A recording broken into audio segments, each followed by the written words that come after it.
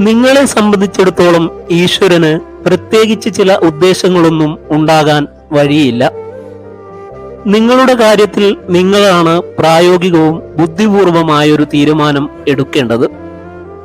അതെന്തായിരിക്കണം എന്നുള്ളതാണ് പ്രധാന വിഷയം. ഈ പ്രശ്നത്തിന് രണ്ട് വഴികളുണ്ട്.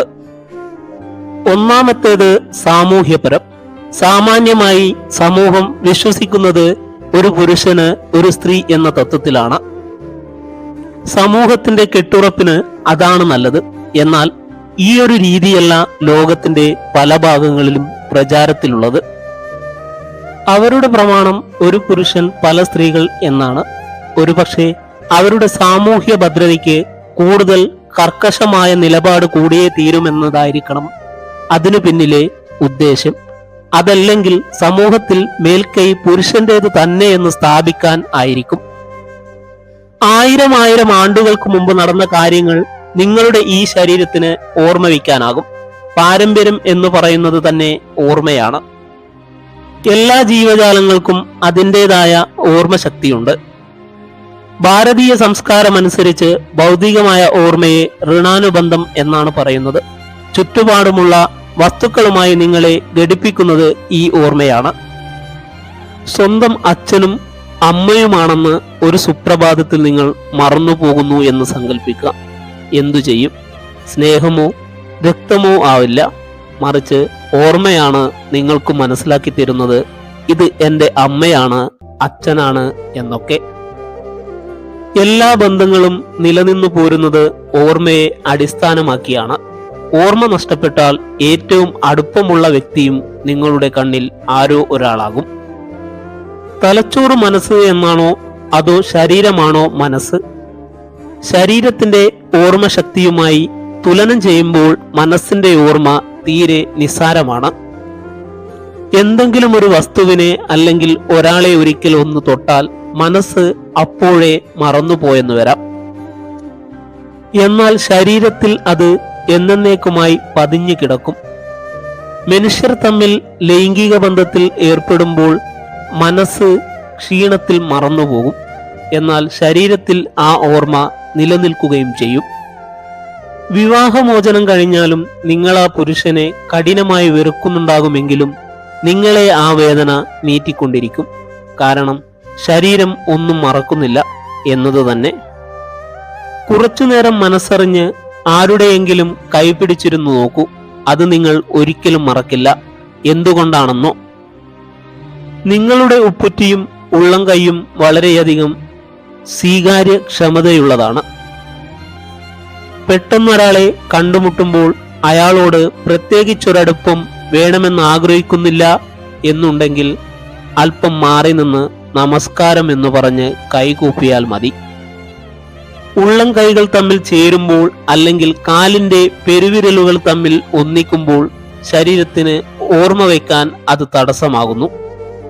ശാരീരികമായ ഓർമ്മയെ ഏറ്റവും അടിത്തട്ടിൽ ഒതുക്കി നിർത്തേണ്ടത് അത്യാവശ്യമാണ്. അല്ലെങ്കിൽ പുതിയ അനുഭവ തലങ്ങളിലേക്ക് മനസ്സിനെ ഉയർത്തിക്കൊണ്ടുപോവുക പ്രയാസമായിരിക്കും. വിഷമസുഖങ്ങൾ അമിതമായി അനുഭവിക്കുന്നവരുടെ മുഖത്ത് ഒരുമാതിരി ആഭാസച്ചിരി കാണാം. എന്നാൽ അവരുടെ മനസ്സിൽ തെല്ലുപോലും സന്തോഷമുണ്ടാകില്ല. ശരീരത്തിന്റെ കാമാസക്തിയിൽ നിന്നാണ് ആ ചിരി ഉണ്ടാകുന്നത്. ആ മുഖഭാവം മാറ്റിയെടുക്കുക എളുപ്പമല്ല. കാരണം മനസ്സിനും സങ്കല്പിക്കാൻ കഴിയാത്ത വിധത്തിൽ ശാരീരികമായ ഓർമ്മകൾ നിങ്ങളെ ബന്ധിതനാക്കുന്നു. അതുകൊണ്ട് ശരീരത്തെ തോന്നിയ വിധം അനുഭവ മണ്ഡലത്തിൽ വിഹരിക്കാൻ അനുവദിക്കരുത്. ശരീരവാസനകളെ അടക്കാനും ഒരുക്കാനും ശ്രദ്ധ വെക്കണം. അല്ലെങ്കിൽ അതിനായി പിന്നീട് വലിയ വില കൊടുക്കേണ്ടി വരും. സ്വന്തം ശരീരത്തെ നിയന്ത്രിക്കാൻ പഠിച്ചു കഴിഞ്ഞ ഒരാൾക്ക് എന്തു ചെയ്താലും അത് പ്രശ്നമാവില്ല.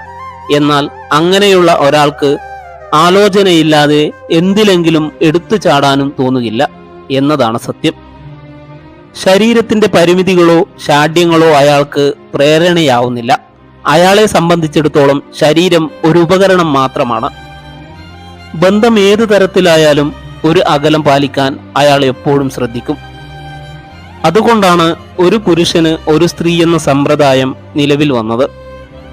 ഭാര്യയോ ഭർത്താവോ മരിച്ച് പുനർവിവാഹം ചെയ്യേണ്ടി വരുന്ന അവസ്ഥ വേറെയാണ്.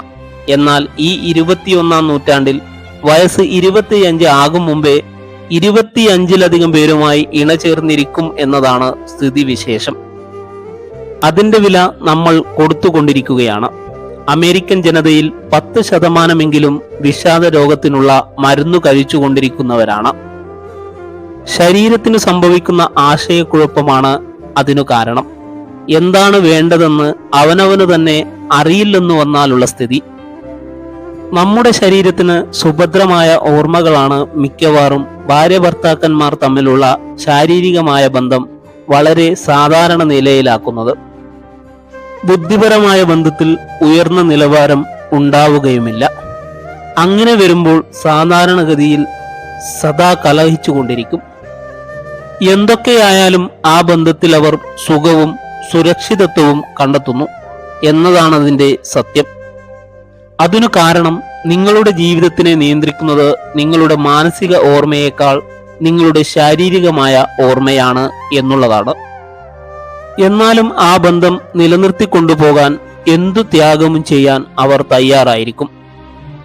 നമുക്ക് ചിന്തിക്കാവുന്നതിനേക്കാൾ അധികമായി ശരീരത്തിൻ്റെതായ ഓർമ്മകൾ നമ്മുടെ വ്യവഹാരങ്ങളിൽ സ്വാധീനം ചെലുത്തുന്നുണ്ട്.